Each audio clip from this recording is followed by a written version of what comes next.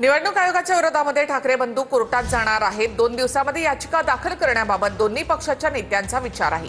मतदार यादीमधील घोळ दुरुस्त करूनच निवडणुका घ्या अशी मागणी ठाकरे बंधूंकडून केली जाणार आहे। कोर्टामध्ये सदोष मतदार याद्यांचे पुरावे सादर केले जातील। थेट माहितीसाठी आपण जाऊयात आमचे प्रतिनिधी दिनेश दुखंडे यांच्याकडे। दिनेशजी, उद्या तर मोर्चा आहेच, मात्र त्याआधीच ठाकरे बंधू कोर्टात जाणार अशी देखील माहिती।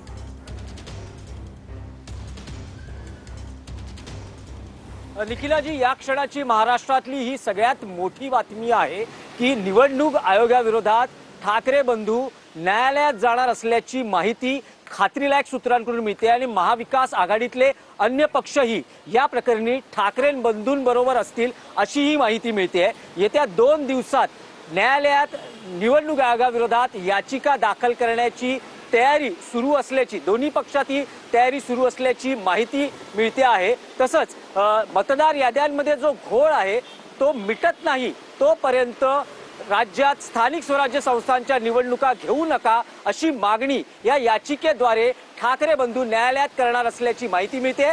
या दोन्ही पक्षाचे कायदेशीर बाजू सांभाळणारे नेते सध्या मुंबईतल्या आणि राज्यातल्या ज्येष्ठ विधिज्ञांच्या संपर्कात आहेत आणि त्यांच्याकडून सल्ला घेतला जातो आहे। येत्या 1 ते 2 दिवसात या प्रकरणी याचिका दाखल होईल अशी ही माहिती मिळते। 1 नोव्हेंबर म्हणजे उद्या महाविकास आघाडी मनसेचा निवडणूक आयोगाविरोधात सत्याचा मोर्चा आयोजित करण्यात आलेला आहे आणि या मोर्चामध्ये शरद पवार, उद्धव ठाकरे, राज ठाकरे यांच्यासह काँग्रेस, एनसीपी आणि सर्वच महाविकास आघाडी आणि मनसेतील नेते कार्यकर्ते रस्त्यावर उतरणार आहेत। या मोर्चाच्या माध्यमातून महाविकास आघाडी आणि मनसे केंद्रीय निवडणूक आयोग, राज्य निवडणूक आयोगाविरोधात शक्ती प्रदर्शन करणार आहे। त्याआधी जर या मोर्चानंतर पुढची दिशा काय आहे हे जर ठरवायचं असेल, त्या प्रकरणीही काल महाविकास आघाडी आणि मनसेच्या नेत्यांची संयुक्त बैठक झाली। अनेक मार्ग म्हणजे पुढे काय करायचं, मोर्चा नंतर काय करायचं या संदर्भात अत्यंत साधक बाधक चर्चा किंवा सखोल मंथन झालेलं आहे आणि अनेक मार्ग या संदर्भात चर्चेस आले। त्यात बहिष्कार टाकता येईल का, रस्त्यावरची लढाई करता येईल का, तर एक मार्ग यापुढे शिल्लक राहतो तो म्हणजे समजा जर बहिष्कार टाकला तर सत्ताधारी भाजप आणि महायुतीतील पक्षांना केक वॉक मिळेल असं काही नेत्यांचं, महाविकास आघाडी आणि मनसेतल्या नेत्यांचं म्हणणं आहे।